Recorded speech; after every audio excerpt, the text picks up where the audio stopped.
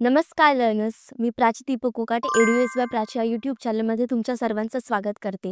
या चॅनलवरती आपण नेहमीच जे डिफिकल्ट सायन्स कॉन्सेप्ट्स आहेत त्यांना मराठी भाषेमध्ये आणि इझी वेमध्ये शिकत असतो. तसंच आपण या व्हिडिओमध्ये पण बघणार आहोत. या व्हिडिओमध्ये आपण कव्हर करणार आहोत 10 सायन्स पार्ट 1 मधील जो सेकंड चॅप्टर आहे पिरियॉडिक क्लासिफिकेशन ऑफ एलिमेंट्स, त्याचा आपण सेकंड लेक्चर बघणार आहोत.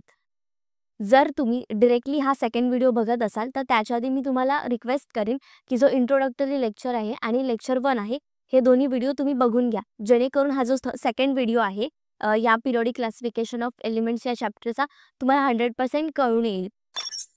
अजूनपर्यंत जर तुम्ही चॅनलला सबस्क्राईब केलं नसेल तर चॅनलला सबस्क्राईब करून घ्या आणि बाजूला जो बेल आयकन आहे तो तुम्हाला प्रेस करायचा आहे. असं केल्यामुळे मी जेव्हा पण नवीन व्हिडिओ टाकेन ते तुमच्यापर्यंत पोहोचतील.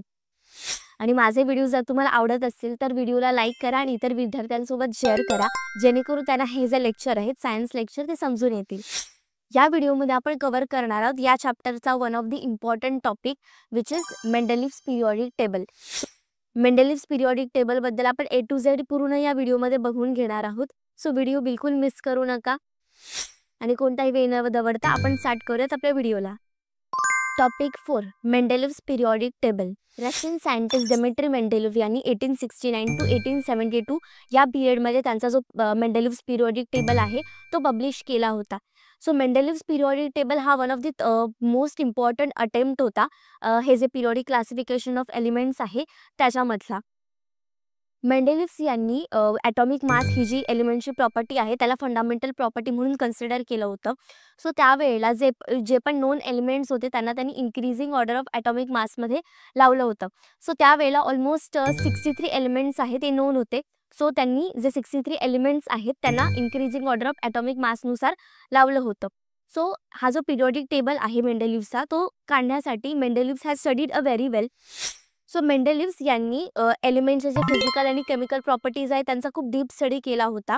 सो हे करताना त्यांनी जे एलिमेंटचे हायड्राइड्स आणि ऑक्साईड्स आहेत त्यांचे जे मॉलिक्युलर फॉर्म्युला आहेत, बॉइलिंग पॉईंट आहे, मेल्टिंग पॉईंट आहे, डेन्सिटीज आहेत आणि इतर बाकी जे नेचर आहेत ह्याच्यावरती खूप ध्यान दिला होता. सो जे कंपाऊंड्स आहेत ज्यांचे ऑक्साईड्स किंवा हायड्राइड्स आहेत ते सिमिलर फॉर्म होत आहे त्यांनी एका ग्रुपमध्ये ठेवलं होतं. अशा प्रकारे त्यांनी जे एलिमेंट्स आहेत त्यांना डिफरन्शिएट केलं होतं on the basis of the nature of oxides and hydrides of that elements. यामुळेच मेंडेलिव्ह आहेत त्यांनी एक प्रॉपर पिरियॉडिक टेबल फॉर्म केलं होतं. लास्टचे जे 2 क्लासिफिकेशन्स होते डोबेरानस ट्रायड आणि न्यूलँड्स लॉ ऑफ ऑक्टेव्ह त्याच्यापेक्षाही बरंच ॲडव्हान्स व्हर्जन होतं.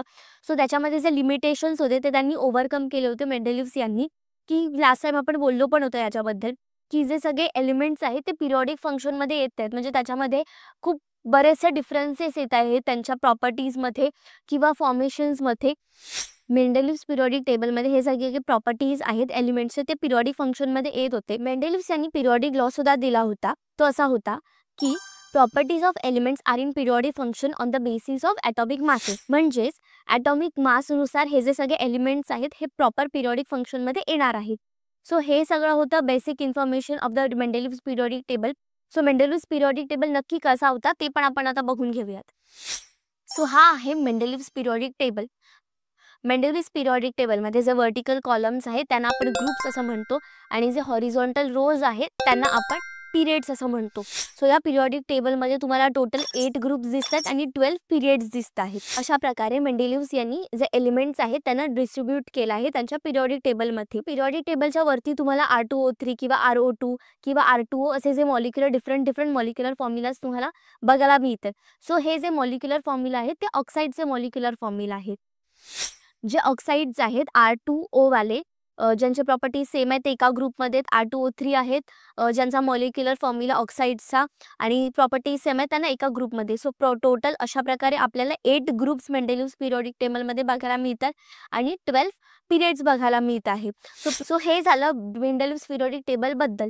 सो मेंडेलिव्ह पिरियॉडिक टेबलचे जे मेरिट्स आहेत डेमेरिट्स आहेत हे पण आता प्रॉपरली आपण डिस्कस करून घेऊयात. आता आपण मेंडेलिव्ह पिरियॉडिक टेबलचे जे मेरिट्स आहेत म्हणजे पॉझिटिव्ह पॉईंट्स आहेत त्याच्याबद्दल डिस्कशन करणार आहोत. सो सर्वात फर्स्ट पॉईंट आहे की मेंडेलिव्ह यांनी काही एलिमेंट्स आहेत त्यांचं जे ॲटॉमिक मास आहे ते करेक्ट केलं होतं. म्हणजेच एक्झाम्पलने आपण समजून घेऊयात.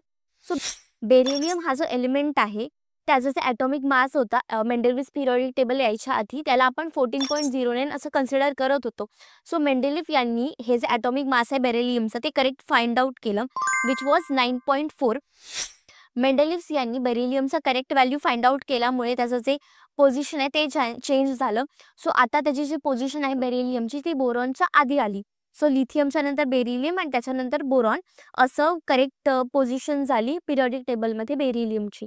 सो हा होता फर्स्ट मेरिट. त्याच्यानंतर सेकंड मेरिट हा होता मेंडेलिव्ह पिरियॉडिक टेबल जर तुम्ही नीट ध्यान देऊन बघितला तर त्याच्यामध्ये त्यांनी काही वेकंट प्लेसेस म्हणजे रिकाम्या जागा पण ठेवलेल्या होत्या. सो या रिकाम्या जाग्यामध्ये जे एलिमेंट्स होते जे डिस्कवर्ड झाले नव्हते सो त्याच्यामुळे त्यांनी हे जे रिकाम्या जागा आहेत मेंडेलिव्ह पिरियॉडिक टेबलमध्ये त्यांनी ठेवल्या होत्या.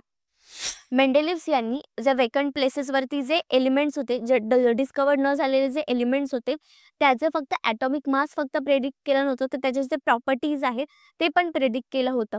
सो मेंडेलिव्ह यांनी हे जे तीन जे एलिमेंट्स आहेत त्यांचं नामकरण पण केलं होतं. So he had name that undiscovered element as इका बोरॉन, इका ॲल्युमिनियम आणि इका सिलिकॉन.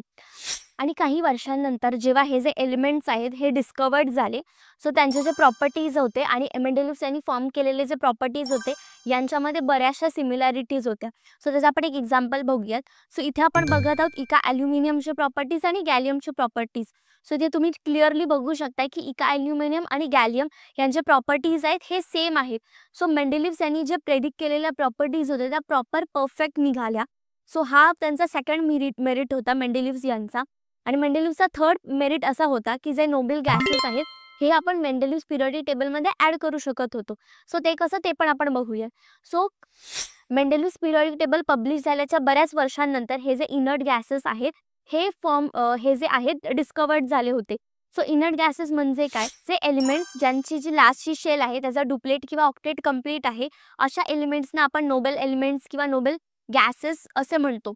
सो हे जे नोबेल गॅसेस आहेत हे पब्लिश झाल्याच्या नंतर सुद्धा आपण जे मेंडेलिव्ह आहेत यांनी इझिली पिरियॉडिक टेबलमध्ये ॲड केलं होतं. सो याच्यामुळेच जो पिरियॉडिक टेबल होता तो पण डिस्टर्ब झाला नाही आणि जो नोबेल गॅसेस होते ते पण या ज्या पिरियॉडिक टेबलमध्ये होते ते ॲड झाले होते. सो या सगळ्या ज्या मेरिट्स आहेत त्याच्यामुळे मेंडेलिव्ह पिरियॉडिक टेबल वर्ल्ड वाईड खूप ॲक्सेप्ट केला गेला होता. पण प्रत्येक गोष्टीमध्ये काही ना काही कमीज होती. सो मेंडेलिव्ह पिरियॉडिक टेबलमध्ये जे डिमेरिट्स आहेत ते पण आता आपण बघून घेऊयात. आता आपण मेंडेलिव्ह पिरियॉडिक टेबलचे जे डिमेरिट्स आहेत लिमिटेशन्स आहेत त्याच्याबद्दल डिस्कशन करणार आहोत. सो सर्वात फर्स्ट आहे पोझिशन ऑफ कोबाल्ट आणि निकेल. आता मेंडेलिव्ह यांनी त्यांचा जो पिरियॉडिक टेबल आहे हा इन्क्रीजिंग ऑर्डर ऑफ ॲटॉमिक मासमध्ये लावलेला. पण कोबाल्ट आणि निकेल हे जे दोन मेटल्स आहेत यांचे जो ॲटॉमिक मास आहे ते सेम होतं. सो कोबाल्ट आणि निकेल यांना कसं सिक्वेन्स वाईज लावायचं या पिरियॉडिक टेबलमध्ये ह्याच्यावरनं थोडं ॲम्बिग्युटी होती मेंडेलिव्ह यांच्या डोक्यामध्ये. सो ते एक रिझन आहे. देन सेकंड आहे आयसोटोप्स. आता आयसोटोप्स आपल्याला सगळ्यांनाच माहिती आहे काय आहे ते. आयसोटोप्स यांचा ॲटॉमिक नंबर आहे तो सेम असतो आणि त्यांचा ॲटॉमिक मास नंबर आहे तो डिफरंट असतो. आता आपल्याला सगळ्यांनाच कळलं आहे की मेंडेलिव्ह यांनी त्यांचा जो पिरियॉडिक टेबल आहे तो इन्क्रीजिंग ऑर्डर ऑफ ॲटॉमिक मासमध्ये लावला आहे. आता आयसोटोप्सचा ॲटॉमिक मासच जर डिफरंट आहे तर त्यांना डिफरंट पोझिशन दिली गेली पाहिजे होती. पण इश्यू काय आहे की त्यांचा जो त्याचे जे केमिकल प्रॉपर्टीज आहेत आयसोटोप्सचे ते सेम आहेत. सो आयसोटोप्सना डिफरंट पोझिशनवर ठेवायचं की सेम पोझिशनवरती ठेवायचं. सो ह्याचं जे रिझन आहे मेंडेलिव्ह यांनी दिलंच नव्हतं. सो ते एक इश्यू आला मेंडेलिव्ह पिरियॉडिक टेबलमध्ये. मेंडेलिव्ह यांनी एलिमेंट्सना इन्क्रीजिंग ऑर्डर ऑफ ॲटॉमिक मासमध्ये लावलंय पण त्याच्यामध्ये युनिफॉर्मिटी नव्हती. ह्याचं एक्झाम्पल आपण बघून घेऊयात. आता लिथियमचा जो ॲटॉमिक मास आहे तो आहे 7. देन बेरिलियमचा आहे 9.4. त्याच्यानंतर बोरॉनचा आहे 11 आणि कार्बनचा आहे 12. आता तुम्ही बघू शकता हे जे 4 एलिमेंट्स आहेत यांच्यामध्ये कुठेच सिमिलॅरिटी नाही आहे. म्हणजे जे ॲटॉमिक मास जे इन्क्रीज होतं त्याच्यामध्ये युनिफॉर्मिटी नाही आहे. आता कुठे 1च्या डिजिटने ॲटॉमिक मास इन्क्रीज होते, कुठे 2च्या डिजिटने ॲटॉमिक मास आहे ते इन्क्रीज होत आहे. यामुळेच पिरियॉडिक टेबलमध्ये युनिफॉर्मिटी नव्हती. मेंडेलिव्ह पिरियॉडिक टेबलचा फोर्थ डिमेरिट आहे पोझिशन ऑफ द हायड्रोजन. आता जो हायड्रोजन आहे त्याचे काही प्रॉपर्टीज आहेत ते हॅलोजन्स ग्रुपशी सिमिलॅरिटी दाखवत होते आणि काही प्रॉपर्टीज आहेत ते अल्कली मेटलशी सिमिलॅरिटी दाखवत होते. सो हायड्रोजनला नक्की हायड्रोजन सोबत ठेवायचं की अल्कली मेटल सोबत ठेवायचं. सो ह्याच्यामध्ये पण ॲम्बिग्युटी होती मेंडेलिव्ह पिरियॉडिक टेबलमध्ये. सो हे जे सगळे रिझन्स आहेत 4 याच्यामुळे मेंडेलिव्ह पिरियॉडिक टेबल आहे त्याला आपण डिबार केलं म्हणजे त्याला आपण यूज नाही केलं पुढे. या सगळ्या रिझन्समुळे बाकीचे जे सायंटिस्ट आहेत त्यांनी नवीन पिरियॉडिक टेबल आहे त्याच्याबद्दल रिसर्च करायला स्टार्ट केली. That's all for this video. I hope तुम्हाला आपण आज जो मेंडेलियस पिरियॉडिक टेबलबद्दल पूर्ण डिस्कशन केलं ते तुम्हाला कळलं असेल. जर तुम्हाला काही डाऊट असेल तर प्लीज मला कॉमेंट्समध्ये सांगा. सो ते जे सगळे डाऊट्स आहेत आपण नेक्स्ट व्हिडिओमध्ये कव्हर करून घेऊयात. तोपर्यंत कीप लर्निंग, कीप स्टडिंग आणि thank you for watching till the end. तुम्हाला हेरिडिटी आणि इव्हॉल्युशन हा चॅप्टर शिकण्यामध्ये डिफिकल्टी येते, सो या लिंकवरती क्लिक करा. सो या लिंकवरती क्लिक करून तुम्हाला जो फर्स्ट व्हिडिओ आहे त्याची लिंक मिळेल. अशाच प्रकारे मी 3 व्हिडिओची सिरीज बनवली आहे हेरिडिटी आणि इव्हॉल्युशनबद्दल. सो तुम्ही सिक्वेन्शियली जाऊन ते व्हिडिओज बघू शकता.